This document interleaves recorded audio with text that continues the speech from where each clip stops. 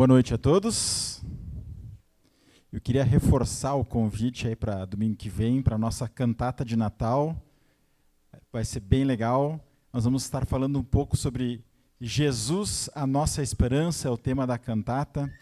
E vai ser um tempo bem especial. Traga um visitante aí.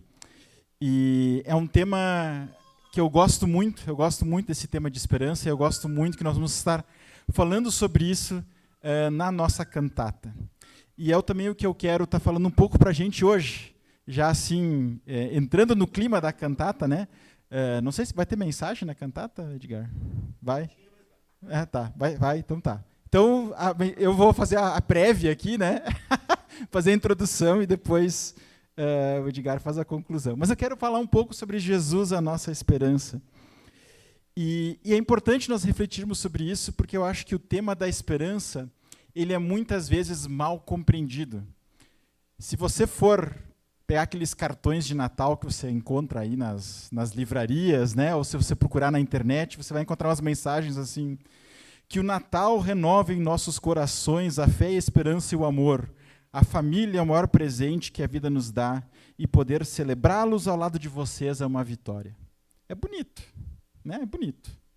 Mas assim, qual é o fundamento disso, né? Qual é a base dessas coisas, né? Ou desejo que o Papai Noel traga para você tudo aquilo que o seu coração deseja. Gente, imagina se acontece, né? Nem tudo que o nosso coração deseja é tão bom assim, né?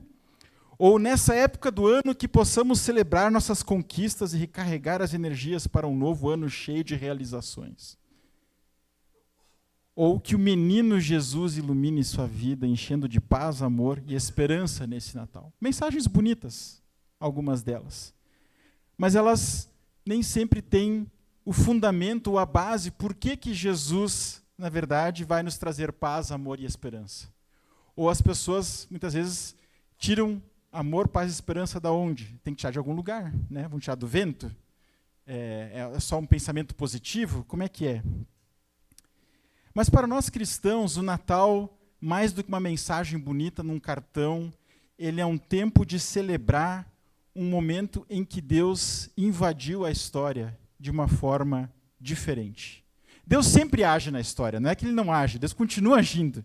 Mas no Natal, ele fez isso de uma forma especial, se tornando um ser humano como nós, que nasceu como bebê. Deve ter tido espinhas quando era adolescente. Aprendeu uma profissão como todo jovem, trabalhou como carpinteiro, ministrou como rabino, só não morreu de velho, porque parte da sua missão era justamente oferecer sua vida em sacrifício. Então, por um lado, ele foi um ser humano normal como nós, que sentia fome, sede, sono, mas, por outro lado, ele era muito mais que isso. Por outro lado, ele também era o próprio Deus. E nós cristãos, nós entendemos que Jesus, ele não era um ser híbrido, né? Assim, uma cruza. Ele era 100% ser humano, 100% Deus. É um mistério, é um paradoxo, mas é o que nós acreditamos. E nós sabemos isso, nós temos esse entendimento a partir deste livro, que, curiosamente, a gente pode dizer que também é um livro 100% humano e 100% divino. Não sei se você já parou para pensar sobre isso. Mas esse livro não é um livro mágico, né? Ele não caiu do céu assim, ploft, né? Ele foi escrito por pessoas também, que nem nós, pessoas normais. E ele foi escrito de acordo com o que os escritores, os autores, sabiam naquela época, com as técnicas literárias que eles tinham, com as ferramentas que eles tinham, mas, ao mesmo tempo, é muito mais do que isso. Esse livro não é simplesmente um livro que um cara chamado... Nós vamos falar de Mateus hoje, né? Que Mateus, um cara que viveu há 2000 anos atrás, resolveu escrever. Ele é mais do que isso. Ele também é um livro divino. Ele também é palavra de Deus para nós. E se nós esquecermos que a Bíblia tem esse aspecto divino, a gente vai achar que é um livro interessante, talvez, né? Um livro que tem umas historinhas legais, né? E não vai ter muita muita autoridade na nossa vida, não vai ter um potencial de transformar a nossa vida. Mas se nós esquecermos que ele é um livro humano também, a gente vai transformar ele num livro mágico, né? Que a gente puxa um versículo aqui para nos inspirar uma hora dessas, né? Mas a gente não entende, talvez, tudo que a Bíblia tem para nos ensinar. Então, eu queria olhar hoje para Mateus capítulo 1. Você pode já abrir sua Bíblia lá. E eu quero olhar a dois aspectos literários que Mateus usou para contar a história de Jesus. E aí eu quero aproveitar esses dois ganchos que ele nos deixa, essas duas técnicas, e eu quero traçar algumas implicações para a nossa vida, refletir sobre a esperança cristã, e espero que a gente possa também olhar um pouco para o nosso coração e para nós nos avaliarmos, talvez, né? Onde é que nós temos colocado a nossa esperança. Nós vamos ler em partes, tá? Para a gente não se perder aqui, e nós vamos começar lendo o primeiro versículo. Mateus 1:1. Registro da genealogia de Jesus Cristo, filho de Davi, filho de Abraão. É muito interessante porque, eu não sei se você faz isso, mas às vezes a gente quer ler a história de Jesus e a gente olha que assim, ai, parece que Mateus incluiu a lista telefônica, então eu vou pular todos esses versos aqui, vou começar no verso 18, onde o título diz o nascimento de Jesus, né? A gente quer dar vamos pular esse troço aqui, vamos logo para a parte que interessa, que é o nascimento de Jesus, não uma lista de nomes. Mas a história de Jesus não começa no verso 18. Ela começa justamente no verso 1, né? Onde Jesus é apresentado, então, como o filho de Davi e o filho de Abraão. Se você conhece a história bíblica, você sabe que Davi e Abraão foram personagens muito importantes do Antigo Testamento. Abraão foi chamado em Gênesis 12, e ele foi chamado para ser o canal de Deus para trazer bênção a todas as famílias da terra. E nós vemos que, através dos descendentes de Abraão, que depois se tornaram o povo de Israel, de fato, Israel muitas vezes trouxe bênção para as nações à sua volta, trouxe bênção para as pessoas que estavam ali, para justamente buscar restaurar aquilo que foi perdido com o pecado. Mas, se nós olharmos o Antigo Testamento, nós vamos ver que os descendentes de Abraão, o povo de Israel, muitas vezes foi parte do problema. Muitas vezes eles eram piores do que as pessoas que não conheciam a Deus. Então, Mateus começa a nos apresentar Jesus como, de fato, aquele descendente de Abraão que, de fato, vai trazer a bênção de Deus. Que, de fato, vai abençoar todas as nações. De uma maneira como Abraão não foi capaz de fazer. A mesma coisa que ele fala de filho de Davi, que é um título que aparece para Jesus ao longo dos evangelhos muitas vezes, porque Davi foi o melhor rei que Israel teve, apesar das suas falhas, que a gente sabe que teve várias, mas ainda assim ele foi o melhor rei. E por causa da dedicação de Davi a Deus, Deus prometeu que sempre haveria um descendente de Davi no trono de Israel. Certo? Então, isso foi uma promessa feita a Davi há mais ou menos uns 1000 anos antes de Cristo, aí, mais ou menos, né? E nessa época, se você lembrar quem era o rei, bem, tinha César, o imperador romano, na época do Império Romano, que é de fato o verdadeiro rei da época, e tem Herodes, que é ali o rei dos judeus, só que Herodes é um cara que nem judeu direito né? Ele é meio que um usurpador, e Mateus então nos apresenta, olha, na verdade, o rei aqui não é nem César lá em Roma, nem Herodes ali em Jerusalém, mas o de fato o verdadeiro rei é esse Jesus. Jesus é esse descendente de Davi, que vai de fato governar com retidão e com justiça. E o resto do capítulo, então, vai nos contar como é que isso vai acontecer. Então, nós vamos ler agora do verso 2 até o verso 17. Abraão gerou Isaque, Isaque gerou Jacó, Jacó gerou Judá e seus irmãos, Judá gerou Pérez e Zerá, cuja mãe foi Tamar. Pérez gerou Esrom, Esrom gerou Arão, Arão gerou Aminadab, Aminadab gerou Naasson, Naasson gerou Salmão, Salmão gerou Boaz, cuja mãe foi Raabe, Boaz gerou Obed, cuja mãe foi Rute. Obed gerou Jessé, e Jessé gerou o rei Davi. Davi gerou Salomão, cuja mãe tinha sido a mulher de Urias. Salomão gerou Roboão, Roboão gerou Abias, Abias gerou Asa, Asa gerou Josafá, Josafá gerou Jorão, Jorão gerou Uzias, Uzias gerou Jotão, Jotão gerou Acás, Acás gerou Ezequias, Ezequias gerou Manassés, Manassés gerou Amon, Amon gerou Josias, e Josias gerou Jeconias e seus irmãos, no tempo do exílio na Babilônia. Depois do exílio na Babilônia, Jeconias gerou Salatiel, Salatiel gerou Zorobabel, Zorobabel gerou Abiúde, Abiúde quase um trocadilho, né? Gerou Eliaquim, Eliaquim gerou Azor, Azor gerou Sadoc, Sadoc gerou Aquim, Aquim gerou Eliúde, Eliúde gerou Eleazar, Eleazar gerou Matã, Matã gerou Jacó, Jacó gerou José, marido de Maria, da qual nasceu Jesus, que é chamado Cristo.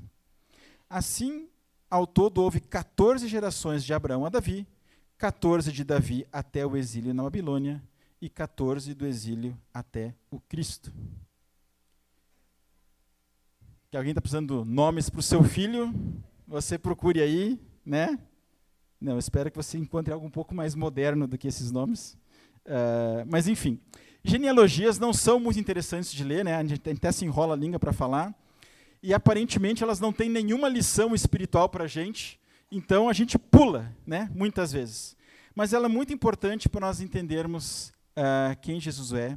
E ilustra um aspecto humano do texto, que é a seletividade.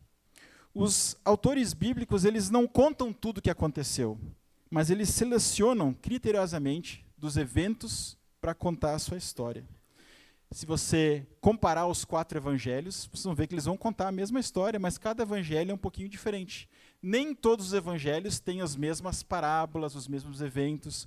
Por quê? Porque Mateus, Marcos e Lucas, eles não estão assim, eu vou jogar essa história aqui. Né? Não, eles estão sendo intencionais, eles estão colocando as partes da história para fazerem um sentido, para explicar quem é Jesus. E os autores bíblicos muitas vezes usam genealogia porque é o jeito mais fácil de você fazer uma revisão da história. Né? É que nem quando você vai assistir o próximo episódio de uma série, tem aqueles 30 segundos que dá aquela recapitulação. É mais ou menos isso que a genealogia está fazendo. E é bem interessante, porque quando a gente compara as genealogias, a gente vê que às vezes elas têm alguns sabores um pouquinho diferentes. A primeira genealogia está em Gênesis capítulo 5, e ela é quase igual, não com os nomes, mas na estrutura, mas ela sempre tem uma palavrinha a mais. Não sei se você lembra, mas ela diz assim que fulano gerou Beltrano e morreu. Aí o Beltrano gerou Ciclano e morreu. Por que lá em Gênesis o cara põe que o cara morreu? Porque justamente faz parte da história que quando o pecado entra no mundo, o que acontece quando o pecado entra no mundo? Vem a morte. Então ele está relembrando essa lição na genealogia. Não é o que ele faz aqui, mas aqui ele faz algumas coisas interessantes. Não sei se você percebeu, mas existe 4 mulheres sendo mencionadas, o que eu acho que nenhuma outra genealogia isso aparece. E além disso, além de 4 mulheres, o que é algo inusitado, 3 delas são estrangeiras, o que também não é muito comum. Isso é muito significativo porque os homens judeus tinham uma tendência muito machista e muito xenofóbica. Né? Diz a tradição que eles agradeciam a Deus por não terem nascido nem homem, nem gentil, nem cachorro. Então, vocês estão vendo o nível do negócio. Né? Então, tem algo interessante acontecendo aqui. E, além disso, algumas dessas mulheres estavam envolvidas em coisas não muito apropriadas, vamos dizer assim. Né? A gente sabe que Raabe era prostituta, né? A gente sabe que A Batseba, nem aparece o nome aqui, ela só aparece como uma mulher de Urias, porque ela fez parte de um caso de adultério, né? E Tamar era nora de Judá. Então vocês estão vendo que o negócio ali é meio esquisito. Por que isso está aqui? Bem, nós temos hoje muitas coisas acontecendo, mas eu creio que Mateus colocou justamente essas coisas estranhas, colocou pessoas estrangeiras, colocou mulheres, e não só as mulheres que são pecadoras, tá? Não se ofendam mulheres. Todos os homens aqui também eram um bando de pilantras, fiquem tranquilas, né? Ele quer dizer, eu creio, uma das coisas que Mateus quer dizer é que a família de Deus, porque essa aqui é a história do Filho de Deus, né? A família de Deus está aberta para todos. Para você fazer parte da família de Deus, você não precisa ser ter um certo tipo de DNA, você não precisa ser homem ou qualquer coisa assim. Você pode ter um monte de defeitos e você ainda pode fazer parte da família de Deus. O reino de Deus não está restrito a um grupo étnico ou a uma classe social. Até mesmo pecadores podem fazer parte do reino de Deus.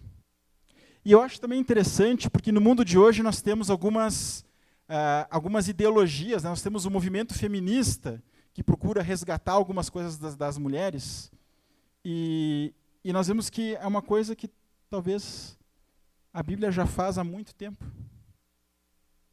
Nós vemos que hoje nós temos muitas questões ideológicas em relação ao racismo, e nós vemos que, na verdade, a Bíblia já tem uma preocupação de receber todos lá de trás. Então nós não precisamos entrar, né, sair correndo aí atrás de uma ideologia para resolver certos problemas, porque nós já temos isso aqui. E é bem interessante que que Deus, o Mateus, ao contar essa história, nos mostra que Deus usa justamente todo tipo de pessoa. E talvez esse seja o primeiro sentido do Natal que a gente pode começar a pensar. Que não importa quem você é, não importa a sua herança familiar, não importa o que você já aprontou ou deixou de aprontar. Eu sei que todo mundo aqui aprontou, vamos falar a verdade. Todos nós já aprontamos, né? Somos iguais nesse sentido. Mas não importa. Você pode fazer parte da família de Deus. Você pode usufruir dos benefícios do reino de Deus. Mas para isso, você precisa abrir mão do seu orgulho, admitir a sua própria infidelidade, que nós vimos aqui, e colocar a sua esperança em Jesus. Os judeus da antiguidade, do século I, eles achavam que eles já estavam assim, digamos assim, com o passaporte carimbado para ir para o céu, porque eles eram judeus, eles eram homens judeus. E nós vemos que Jesus muitas vezes confrontou essa postura nos evangelhos. Não, cara. Né? Você ter o DNA ali não vai resolver teu problema. Você precisa de um outro, algo mais. E a mesma coisa com a gente. A gente pode ter várias coisas da qual nós nos orgulhamos, talvez da nossa formação, da promoção que a gente recebeu, da casa que a gente tem, do carro que a gente conseguiu comprar. E a gente pode se alegrar com isso e não tem nada de errado com essas coisas. Mas não é isso que vai nos trazer aquela paz que nós queremos. Nós precisamos olhar para isso. Porque aqui nós vemos que esses pecadores, no fim das contas, não conseguiram se salvar. Né? Todo esse pessoal aqui precisava daquele que veio depois, daquele que é Jesus. Um outro exemplo da seletividade que nós estamos falando, né, que Mateus selecionou o jeito de contar a sua história, nós vemos que, se você comparar a genealogia de Mateus com a genealogia de Jesus, que está no livro de Lucas, você vai ver que elas são diferentes. Né? E aí tem gente que fica um pouco nervoso, tem gente que vai dizer assim, mas a Bíblia se contradiz. Ela é diferente, de fato, existem várias discrepâncias. E muitos sugerem que Lucas, na verdade, traz a genealogia de Maria, porque todo o evangelho de Lucas conta a história de Jesus da perspectiva de Maria, né? O do nascimento de Jesus, né? É o anunciamento dos anjos para Maria, assim por diante. Enquanto Mateus conta da perspectiva de José. Mas eu acho que não é bem o caso. Eu acho que é mais provável que Lucas nos mostre a genealogia biológica de José, enquanto que Mateus nos apresenta um registro da sucessão real do trono de Davi. A gente sabe que os reis, né, sempre passam de pai para filho, né? O sucessor nem sempre é de pai para filho. Às vezes passa para o irmão, às vezes passa para o sobrinho, né? Continua na família, mas vai passando de forma diferente. E parece que a preocupação de Mateus é mais com essa linhagem real, de nos mostrar, então, que José aqui, né, e consequentemente Jesus, era de fato o herdeiro ao trono. E tem outras coisas interessantes aqui. Talvez você reparou que ele fala de 14 gerações, né, e a gente vê então que tem 3 blocos de 14 gerações. Só que se você comparar a lista de nomes com as outras genealogias no livro de Crônicas, no livro de Reis, você vê que tem alguns nomes faltando, que Mateus teve que dar uma ajeitada para dar 14 bem bonitinho, né? Porque Mateus não sabia, ele queria enganar as pessoas? Não, ele está sendo seletivo. Ele parece estar querendo o número 14. Por que será que ele quer o número 14? E tem 2 ideias que eu achei interessante, mas o hebraico não tem números, né? Não tem algarismos, que nem a gente tem. Ele usa as letras para fazer os números, né? Então, se você somar as letras do nome Davi em hebraico, dá, adivinha? 14. Então, a forma de Mateus organizar o texto para mostrar ali, ó, a linhagem de Davi é onde esse troço vai terminar. Uma outra forma de nós olharmos para isso é que, em vez de 3 grupos de 14, talvez a gente tenha 6 grupos de 7. Né? Se você lembra, na Bíblia, o número 7 muitas vezes é o número da perfeição, né? Volta à criação de Deus, que criou o mundo em 7 dias, e daí concluiu. O número 7 é o número da completude, quando as coisas se completam. É o número perfeito, é como se fosse o nosso 10. Né? Lá em casa a gente tem uma brincadeira, assim, porque quando eu vou na padaria, assim, eu não gosto de comprar 9 pães ou 11, parece errado, né? É um número quebrado, assim, né? Tem que comprar 10, tem que comprar 12. Né? Eu gosto do número redondo, mas no hebraico o número redondo, digamos assim, seria o 7. E se nós já temos 6 blocos de 7, o que Jesus é, se ele é o próximo? Vocês estão entendendo? Ele é o 7º, certo? Ele é aquele que completa todo esse processo que Deus vem trazendo na história até agora. E nós vemos, então, que Jesus é o cumprimento de toda essa expectativa do Antigo Testamento. É bem interessante. Uma outra coisa que eu acho interessante aqui é que fala a menção do exílio, que é um tempo onde não havia rei em Israel. Às vezes, na verdade, não havia nem Israel direito, né? Porque Israel estava ali sendo jogado de um lado para outro, ficou na mão dos gregos, depois dos persas, e assim vai. E a gente percebe que, mesmo em meio a tudo isso, nós vemos que a linhagem real foi preservada. E por isso eu acho muito interessante nós pensarmos, porque quando nós estamos celebrando o Natal, nós não estamos simplesmente celebrando o nascimento de uma criança, né? O pessoal ali, eu li uma das mensagens, o pessoal fala muito, o menino Jesus, né? Parece que dá aquele sentimento assim meio meigo, né? De uma criança fofinha, assim, né? Mas o que está acontecendo aqui é o nascimento de um rei. É algo muito mais significativo historicamente. É tão significativo que no capítulo 2, o rei de verdade não, né? O rei que está ali no trono em Jerusalém, ele quer matar as crianças que nasceram, porque ele quer se livrar desse cara aí, porque ele sabe o que está acontecendo, ele entendeu que era a ameaça. É algo bem interessante. E nós vemos então que Jesus é esse rei. E ele é o rei, não um rei político, mas ele é o rei do reino de Deus, ou do reino dos céus. E, por favor, não pense em reino aqui, naquela coisa de conto de fadas, né? O reino encantado, não pense nas princesas da Disney, né? Esse tipo de coisa. Não, aqui pense mais num reino mesmo, num império, em algo de fato importante. E essa história é contada, então, porque o povo estava esperando que esse rei viesse. Essa era a expectativa, essa era a esperança deles. E isso nos leva a gente a se perguntar também se nós temos alguma expectativa. Onde está a nossa expectativa?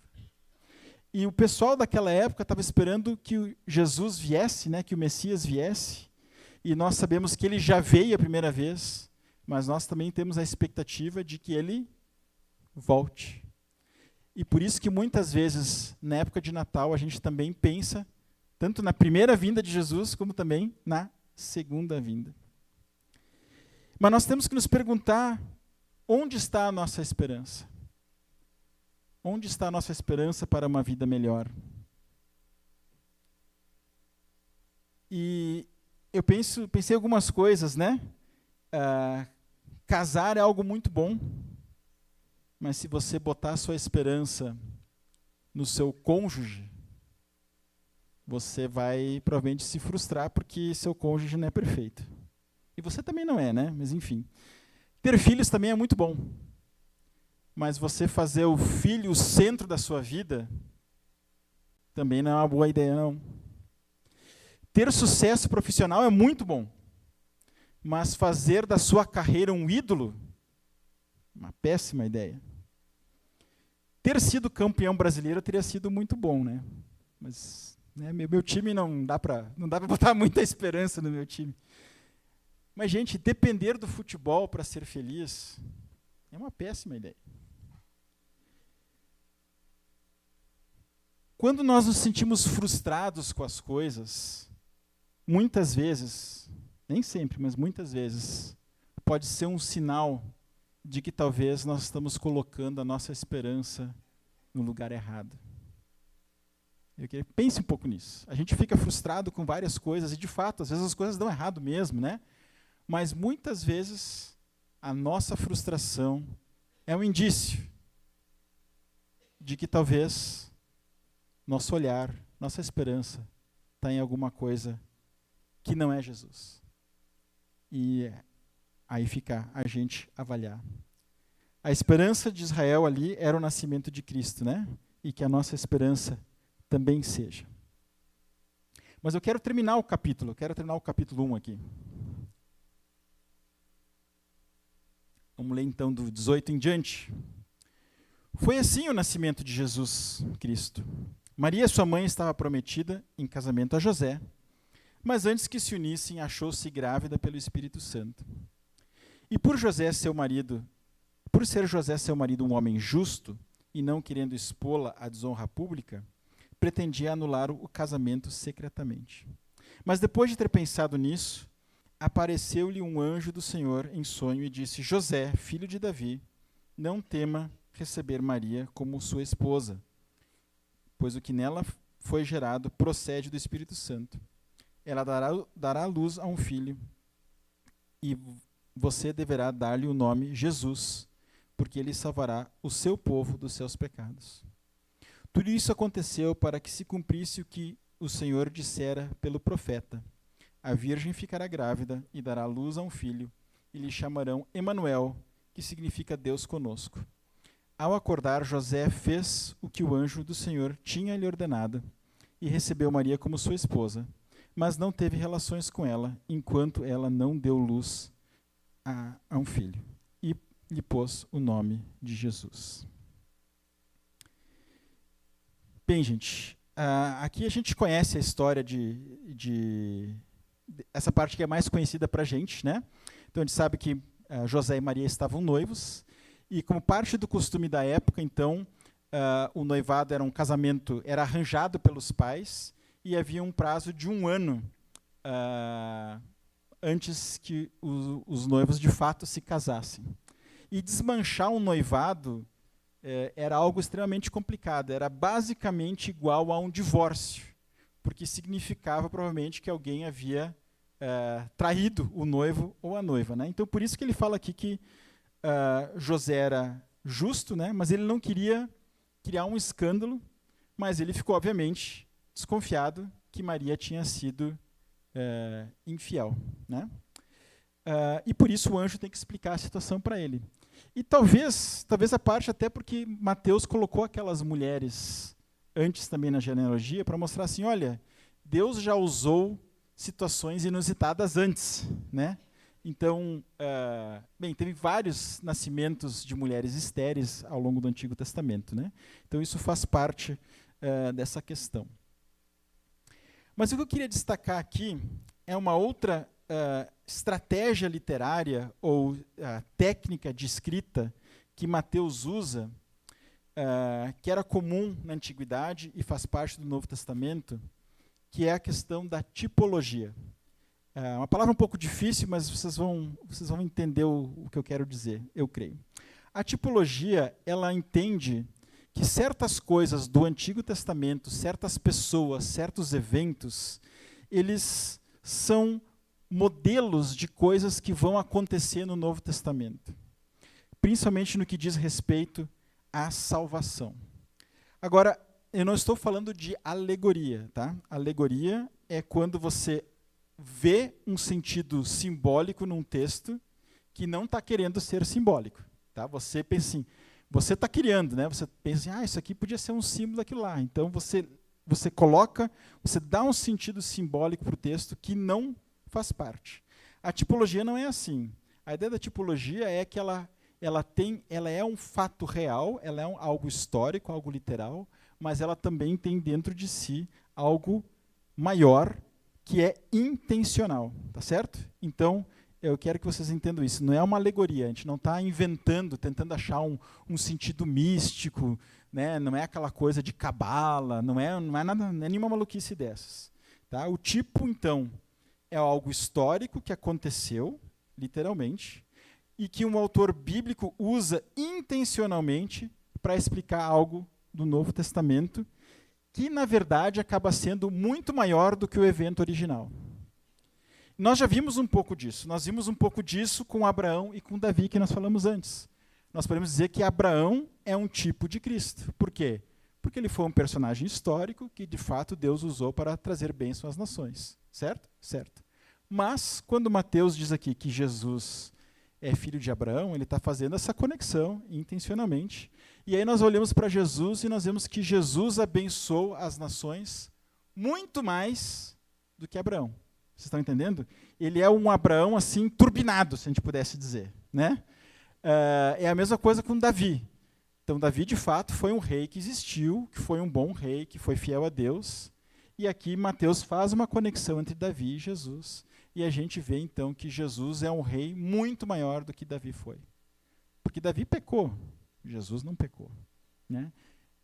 Essa é a ideia da tipologia. Então tem esses três elementos.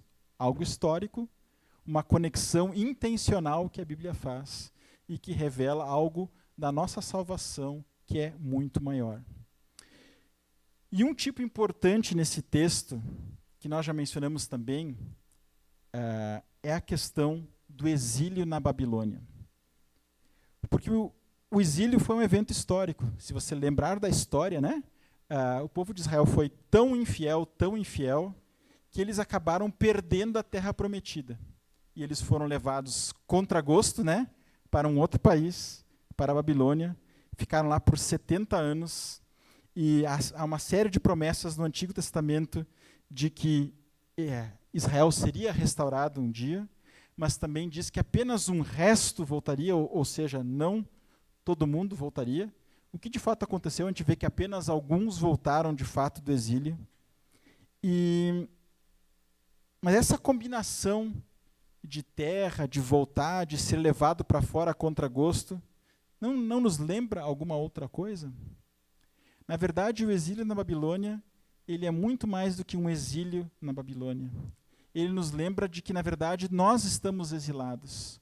porque a nossa terra deveria ser o jardim do Éden. Deus nos criou para nós estarmos naquele mundo perfeito, onde as coisas funcionavam direitinho, né? Onde se nós tivéssemos escolhido ficar, a gente estaria vivendo em paz e harmonia até hoje. Só que uma vez que o ser humano decidiu se rebelar contra Deus, decidiu desobedecer a Deus, decidiu dar as costas para Deus, ele foi obrigado a sair dali, porque o jardim do Éden era justamente onde Deus vinha estar com Adão e Eva. E esse relacionamento foi quebrado com o pecado. E aí, então, Adão e Eva foram forçados a sair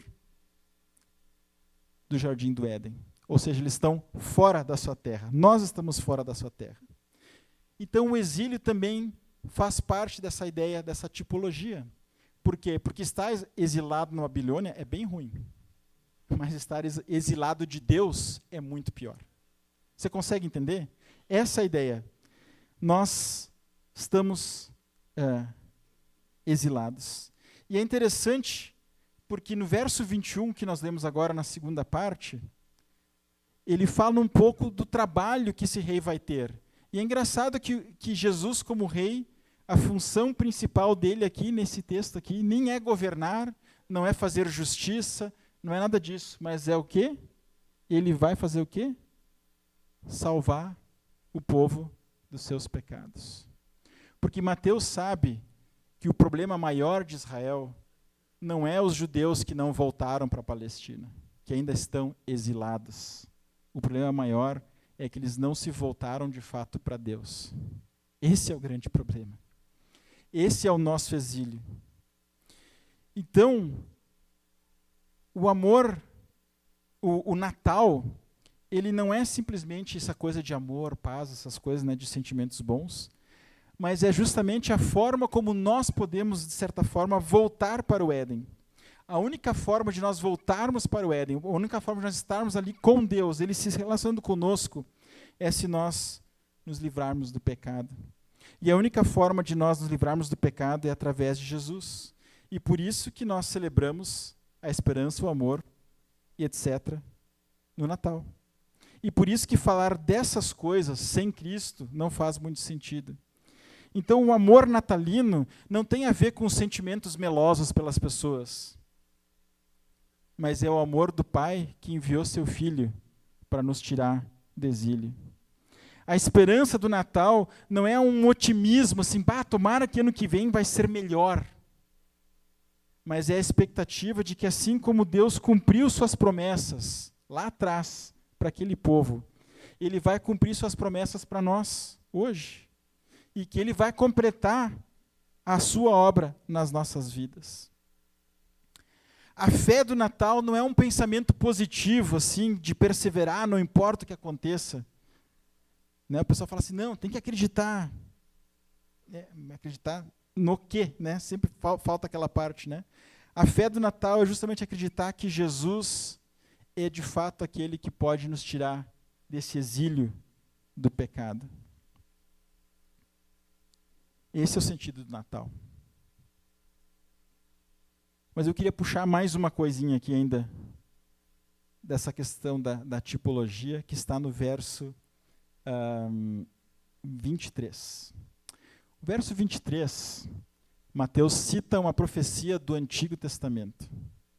E ele diz o seguinte, né, que tudo isso, ele fala no verso 22 e 23, tudo isso aconteceu para que se cumprisse o que o Senhor dissera pelo profeta. A virgem ficará grávida e dará à luz a um filho, e lhe chamarão Emanuel, que significa Deus conosco.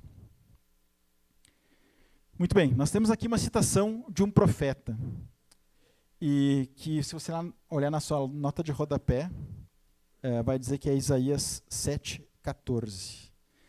E é bem interessante quando a Bíblia cita um texto assim, que a gente não pegue simplesmente esse versículo solto, né, porque a gente sabe que isso não é uma boa prática, mas que a gente olhe para a história como um todo. Então nós vamos lá para Isaías 7 e nós vamos tentar entender o que está acontecendo em Isaías 7 e o que isso tem a ver com Jesus. Tá? Então Então você pode já abrir lá em Isaías 7, nós vamos ler alguns versículos apenas. Mas aqui, para nós entendermos o que está acontecendo nesse capítulo da Bíblia, nós temos que nos lembrar que nós estamos aqui agora uns 700 anos antes de Cristo, tá? Mais ou menos. Então, muito tempo atrás, né? Bastante tempo atrás. E nessa época da história de Israel, Israel já tinha... o reino de Israel já tinha sido dividido em 2. Então, isso já tinha acontecido uns 200 anos antes disso aqui. Então, vocês estão vendo que a história aqui é complexa, né? Parece um negócio assim, um filme, assim, né? Tudo bem complexo. Quando o reino foi dividido, a parte do sul, que era Judá e Benjamim, formou um reino que chama-se Judá, e as outras 10 tribos, né? Você lembra que são 12 tribos? As outras 10 tribos formam o reino do norte, que a Bíblia chama de Israel, às vezes, o que deixa o troço meio confuso, e às vezes chama de Efraim, como é o caso aqui. E justamente nesse momento da história, o reino do norte, Efraim, fez uma aliança política com a Síria, certo? E eles estão pensando em invadir Judá. Então vocês estão vendo como é que a situação está. O reino do norte é maior, são 10 tribos, o reino do sul é menor, 2 tribos, e o reino do norte, que é maior, está fazendo um conchavo lá com um outro país para invadir Jerusalém, certo? E aí, então, olha só o verso 2. Informaram o rei, a Síria montou acampamento em Efraim. E com isso o coração de Acás, que é o rei, né, e do seu povo, agitou-se como as florestas agitam-se com o vento. Ou seja, ele estava tremendo de medo. Vocês estão entendendo, né? Ele está vendo o negócio que vai vir lá para cima dele, certo? E aí, então, Deus manda uma mensagem através de Isaías para o rei Acás, dizendo o seguinte, olha o finzinho do verso 7. Não será assim, isso não acontecerá. Tá? O negócio continua, mas Deus basicamente manda Isaías dizer assim, Acás, fica tranquilo, essa coligação lá não vai dar em nada. E aí Acás não diz nada. Era hora dele dizer assim, obrigado, Jesus. Era hora de ele cantar um louvor, de ele fazer uma oração, de ele fazer um agradecimento. Ele não fala nada, parece que ele não acredita. Tanto é que chega ainda no verso 10, que Deus fala de novo com Acás. Olha, pede um sinal, né, para tu saber que é sério. E Acás na sua... Não sei, cara, ele é um cara estranho. Ele diz, olha, eu não vou pedir sinal nenhum. Né, mas, cara, Deus está querendo te dar um sinal, né? Enfim, ele não aceita. Me parece que ele quer dar uma de espiritual, diz assim, não preciso de sinal, né? Mas na verdade ele não confia em Deus, essa é a verdade. E aí Deus disse, não, eu vou te dar um sinal assim mesmo. Olha só. Aí, verso 14. Por isso o Senhor mesmo lhes dará um sinal. A virgem ficará grávida e dará à luz a um filho e o chamará Emanuel. Igualzinho de Mateus, né? Ele comerá coalhada e mel até a idade em que saiba rejeitar o erro e escolher o certo. Mas antes que o menino saiba rejeitar o erro e escolher o que é certo, a terra dos 2 reis que você teme será deserta. Então, o que está acontecendo aqui? Deus está dizendo o seguinte, olha, eu vou te dar um sinal. E o texto é meio confuso, porque ele fala assim, a virgem, a gente não sabe de onde vem essa... É a esposa de Acás, é a esposa de Isaías, tem gente que acha, é uma outra pessoa, né? E fica um negócio meio esquisito. Mas ele está dizendo assim, olha, essa pessoa vai ficar grávida, ela vai ter um filho, ele vai comer já, ele vai já ser uma criança um pouquinho mais velha, porque ele vai estar comendo mel, né, e coalhada, né? Não é só leitinho, né? Então já é um pouquinho mais velho. Mas antes que essa criança tenha a capacidade de saber o que é certo e errado, que provavelmente seria lá pelos 12 anos, antes disso acontecer, essa ameaça lá vai ter passado. A Assíria, não confundam com a Síria, né? A Assíria iria atacá-los. E esse sinal tem a função justamente de tranquilizar o rei, dizendo assim, cara, não te preocupa, porque você vai ter um herdeiro. Eu acho que era o filho de Acás, seria, é o que faz mais sentido. Você vai ter um herdeiro, a sucessão ao trono vai continuar, a linhagem de Davi vai continuar, assim como eu prometi que sempre teria essa linhagem, vai dar tudo certo. Era uma forma de Deus mostrar que ele estava com eles, porque esse é o significado do nome. Emanuel significa Deus conosco, ou Deus está conosco. Então esse sinal, essa criança, era justamente assim, Deus dizendo assim, olha, eu estou vendo a situação, eu estou com vocês, cara, fica tranquilo, não te estressa. Essa ameaça aí vai passar. Eu estou no controle. Né? Não vai dar em nada isso aí, fica bem tranquilo. Então esse é o contexto original. Eu estou pensando assim, mas o que isso tem a ver com Jesus? Né? É um negócio meio esquisito, assim, parece, né? E aqui que é uma coisa interessante, a palavra aqui, no verso 14, que na nossa Bíblia está como virgem, no hebraico é uma palavra que pode significar moça, não necessariamente virgem, ou virgem. É uma palavra meio dúbia. Então, poderia facilmente se referir à esposa de Acás, né? Bem tranquilo. O que é interessante é que a coisa vai... Os textos proféticos, eles muitas vezes, eles olham além do problema imediato que as pessoas estão passando. Muitas vezes. E quando a gente lê, eu tenho lido Isaías nos últimos meses, tenho lido bem devagar, ele tá falando do problema que eles estão passando, e aí no outro verso ele já está meio que falando do novo céu e nova terra. Né? É um troço assim meio... Então parece que ele fala para aquela situação, mas muitas vezes ele já está olhando para algo mais longe no futuro. E eu acho que isso é obviamente o que está em vista aqui. Porque uns anos mais adiante, o Antigo Testamento foi traduzido para o grego. E se você conhece mais de uma língua, você sabe que traduções sempre são complicadas, porque a gente nem sempre consegue traduzir tudo bonitinho ao pé da letra. E aí, os caras que estão fazendo a tradução, agora eles têm que chegar nessa palavra difícil, eles vão ter que decidir como é que eles vão traduzir. Vamos traduzir virgem ou vamos traduzir jovem, moça? E eles traduziram como, alguém quer adivinhar? Virgem. E essa tradução foi feita há uns 200 anos antes de Cristo. Ou seja, o pessoal que fez a tradução, eles já estavam pensando, cara, esse filho que nasceu para o rei Acás aqui, ele não pode ser o Deus conosco. Porque isso é uma coisa muito pequena. Tem que ser uma coisa maior que isso. Vocês estão entendendo? Eles já estão começando a olhar mais adiante.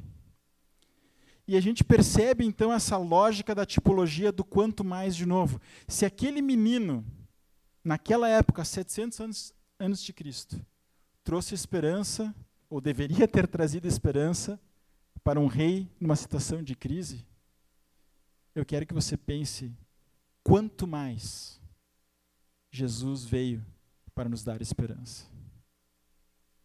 Quanto mais. Porque Jesus, ele não é um símbolo da presença de Deus. Ele não é um símbolo da presença de Deus. Ele é o próprio Deus. Por isso que Mateus pode dizer, sem gaguejar, de que essa profecia, esse texto de Isaías, embora tenha se cumprido num certo nível 700 anos atrás, o seu cumprimento mais pleno é com Jesus. Porque Jesus, de fato, é Deus conosco. E a pergunta, então, que nós precisamos nos fazer diante disso. Veja todo o esforço que Deus fez para estar conosco. Nós queremos estar com esse Deus. Talvez essa é a pergunta que a gente precisa se fazer. E eu vejo que muitas vezes, falando por mim, muitas vezes a gente quer mais receber de Deus, talvez as suas bênçãos, em vez de estar com Deus.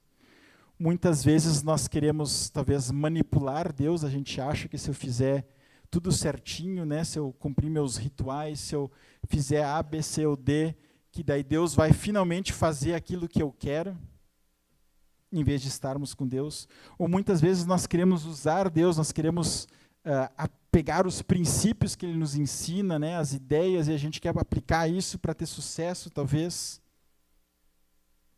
Às vezes nós queremos trabalhar para Deus, o que também é uma coisa boa, mas muitas vezes nós colocamos no nosso servir a nossa identidade, tanto é que nós somos A gente se sente importante quando está na correria, né? E não quando a gente está descansando. E a vida com Deus, de fato, envolve desfrutar das suas bênçãos, envolve obedecê-lo e servi-lo, mas essas coisas deveriam ser a consequência de nós estarmos com Ele e de Ele estar conosco. Eu gosto muito quando Jesus chama os 12 discípulos para serem apóstolos, lá no texto de Mateus, ele diz assim: eu chamo vocês para estarem comigo, e depois os enviou para pregar. Essa ordem é muito importante, porque o nosso primeiro chamado é para estar com, viver com Deus, e depois o resto se encaixa. Eu, pensando nisso tudo que nós estamos falando hoje, eu lembrei de uma música do Projeto Sola, que diz o seguinte, eu gosto dela porque ela é muito bonita, mas ela me faz pensar bastante. Ela diz o seguinte: para nós, Ele, né, Cristo, é da vida o melhor. Nosso mover e existir. Paraíso aqui. Só a Ele entregar o princípio e o fim. Do universo o Rei, do mundo a luz. Eu fico pensando, é uma frase muito forte, para nós Ele é da vida o melhor. Eu queria que você pensasse nisso, né? Será que, eu me pergunto isso, será que eu de fato considero Ele o melhor que a vida tem para me dar, né? Será que eu considero Ele paraíso, estar com Ele é o paraíso aqui, agora, de certa forma? Claro que tem o novo céu, a nova terra lá adiante. Mas eu fico pensando muito quando eu escuto essa música. E eu queria encorajar você a pensar nisso também. Se você quiser, você pode catar a música lá no YouTube, ou seja, lá onde você ouve música. Mas para nós Ele é da vida o melhor, porque Ele é a nossa esperança. Ele é o que dá sentido para o Natal e para as nossas vidas. Vamos orar? Obrigado, Pai, pelo Teu amor, que não é simplesmente um amor sentimental, mas é um amor concreto, um amor que agiu, um amor que enviou o Teu Filho ao mundo, para que todo que nele crê não pereça, mas tenha a vida eterna. E é por isso que nós nos alegramos com o Natal, é por isso que nós festejamos esse momento tão especial. Porque nós lembramos desse fato, nós lembramos desse momento em que Tu invadiu a história, esse momento também em que Tu invade as nossas vidas e faz tudo novo. Nós Te agradecemos e Te louvamos por isso. E nós queremos declarar e aprender a declarar de todo o coração que Jesus é a nossa esperança.